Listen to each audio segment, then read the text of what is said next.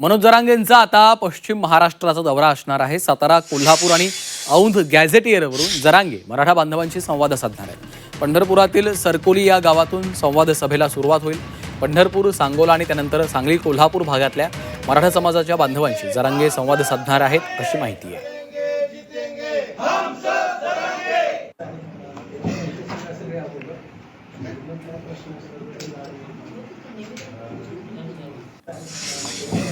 त्यांचा सगळ्यात महत्त्वाचा विषय म्हणजे त्यांच्या डोक्यात असं आहे की पश्चिम महाराष्ट्रातलं GR नाही द्यायचं, म्हणजे सातारा संस्थानचा नाही द्यायचा, कोल्हापूरचा नाही द्यायचा, पुण्याहूनचा नाही द्यायचा, हे त्यांनी नियोजित कट रचलाय आणि मी तर त्याच्यावर ठाम आहे, मी ते घेणार, सोडणार।